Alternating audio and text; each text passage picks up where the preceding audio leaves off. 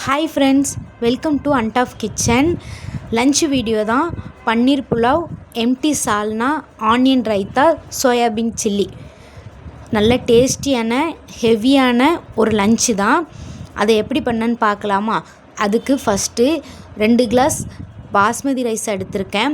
அதை நல்லா வாஷ் பண்ணிவிட்டு ஊற வச்சுக்கலாம். தண்ணி ஊற்றி வெங்காயம் இந்த மாதிரி நீல வாக்கில் கட் பண்ணிவிட்டு கூடவே 2 தக்காளியும் எடுத்திருக்கேன். அதையும் இந்த மாதிரி நீல வாக்கில் கட் பண்ணி வச்சுக்கலாம். இதுக்கு புதினா கொத்தமல்லி எல்லாம் அரைச்சி சேர்த்தா இன்னும் கொஞ்சம் டேஸ்ட்டு கொடுக்கும். அதனால் நான் அரைச்சி சேர்த்துருக்கேன். 1 கை புதினா, 1 கை கொத்தமல்லி, ஒரு 3 பச்சை மிளகா, கொஞ்சமாக இஞ்சி பூண்டு எல்லாத்தையும் தண்ணி ஊற்றி இந்த மாதிரி நல்லா பேஸ்ட்டு மாதிரி அரைச்சி வச்சுக்கலாம். ஒரு குக்கரில் 2 ஸ்பூன் எண்ணெய் ஊற்றி கூடவே 2 ஸ்பூன் நெய்யும் ஊற்றி 1 ஸ்பூன் சீரகம் போட்டு நல்லா சீரகம் பொரிஞ்சதுக்கு அப்புறமா பிரியாணி ஸ்பைசஸ் சேர்த்துக்கலாம். சேர்த்துட்டு நம்ம வெட்டி வச்சுருக்கிற வெங்காயத்தையும் உள்ளே சேர்த்து வெங்காயம் நல்லா கோல்டன் ப்ரௌன் ஆனதுக்கப்புறமா நம்ம அரைச்சி வச்சுருக்க பேஸ்ட்டையும் உள்ளே சேர்த்துட்டு பேஸ்ட்டோட நல்லா பச்சை வாடை போனதுக்கப்புறமா வெட்டி வச்சுருக்க தக்காளி உள்ளே சேர்த்துக்கலாம்.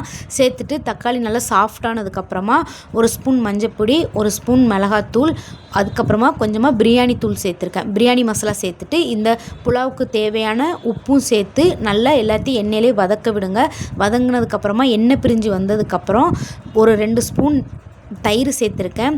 சேர்த்துட்டு இந்த புலாவுக்கு பன்னீரை இந்த மாதிரி சின்ன சின்ன பீஸாக வெட்டி வச்சுருக்கேன்.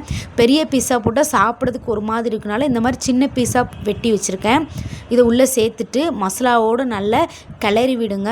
நல்லா கிளறினதுக்கப்புறமா இதுக்கு தேவையான தண்ணி 2 கிளாஸ் அரிசிக்கு நான் 3 கிளாஸ் தண்ணி ஊற்றிருக்கேன். 1 கிளாஸ்க்கு 1.5 கிளாஸ் தண்ணிங்கிற மாதிரி 3 கிளாஸ் ஊற்றிருக்கேன். தண்ணி நல்லா கொதிக்கட்டும். எம்டி சால்னாக்கு வெங்காயத்தை இந்த மாதிரி ரொம்ப சின்ன சின்னதாக வெட்டி வச்சுக்கோங்க. தக்காளியும் வெட்டி வச்சுக்கலாம் இந்த மாதிரி சின்னதாக. அப்புறம் 3 பச்சை மிளகா எடுத்திருக்கேன். தண்ணி நல்லா கொதிச்சுட்டு நம்ம ஊற வச்சுருந்த அரிசியும் உள்ளே சேர்த்து நல்லா கிளறி விடுங்க. உப்பு செக் பண்ணிக்கோங்க. கரெக்டாக இருந்தால் வேண்டாம், கம்மியாக இருந்தால் போட்டுக்கோங்க. இந்த டைம்லே நம்ம ஊற்றின தண்ணி கொஞ்சம் வற்றினதுக்கப்புறமா மூடி போட்டு மூடி வச்சிடலாம். லோ ஃப்ளேமில் ஒரு விசில் விட்டு வச்சிங்கன்னா போதும். டேஸ்டியான புலாவ் ரெடி ஆயிரும். எம்டி சால்னாக்கு ஒரு குக்கரில் கொஞ்சமாக எண்ணெய் கொஞ்சம் கூடவே சேர்த்துக்கோங்க. எண்ணெய் கொஞ்சம் நிறைய இருந்தால் தான் சால்னா நல்லாயிருக்கும். அதனால் கொஞ்சம் நிறைய எண்ணெய் சேர்த்துட்டு பிரியாணி ஸ்பைசஸ் போட்டுக்கலாம். போட்டு நம்ம வெட்டி வச்ச வெங்காயத்தையும் உள்ளே சேர்த்துட்டு வெங்காயம் நல்லா வெந்ததுக்கப்புறமா 1 ஸ்பூன் இஞ்சி பூண்டு பேஸ்ட்டு சேர்த்துருக்கேன். கூடவே 3 பச்சை மிளகாவும் சேர்த்து எல்லாத்தையும் நல்லா வதக்கிக்கலாம்.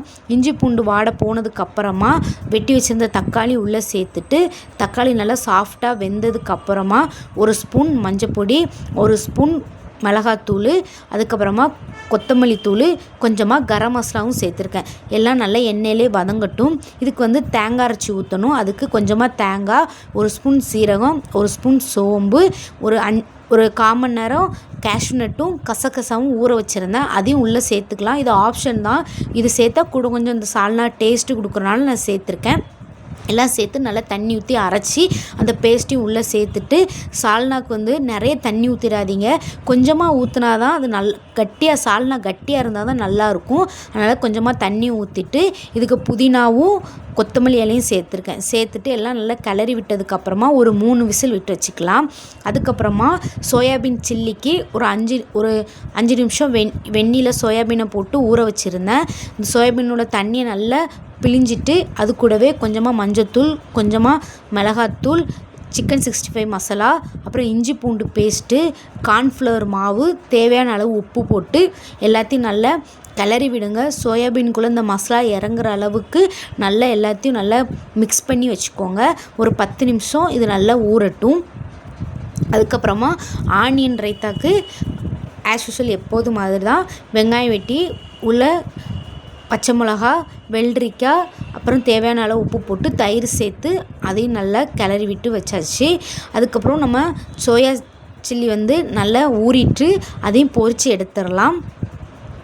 எண்ணெயில் போட்டு நல்லா லோ ஃப்ளேம்லேயே வைங்க. ரொம்ப ஸ்டவ்வை நிறைய வச்சிங்கன்னா தீஞ்சிரும். அதனால் கம்மியாகவே வச்சு பண்ணுங்கள். சோயா இதுவும் ரெடி ஆயிடுச்சு. புலாவ் பாருங்கள் எந்த அளவுக்கு நல்லா சாஃப்டாக வெந்திருக்கு. நல்லா உதிரியாக சாப்பாடு நல்லா இதாக இருக்குன்னு பாருங்கள். சூப்பராக வந்திருக்கு. அவ்வளோதாங்க, நம்மளோட லஞ்சு ரெடி ஆகிட்டு பிடிச்சிருந்தா என்னோடய ரெசிபியை ட்ரை பண்ணி பாருங்கள். அன்டாஃபில் கிச்சனை சப்ஸ்கிரைப்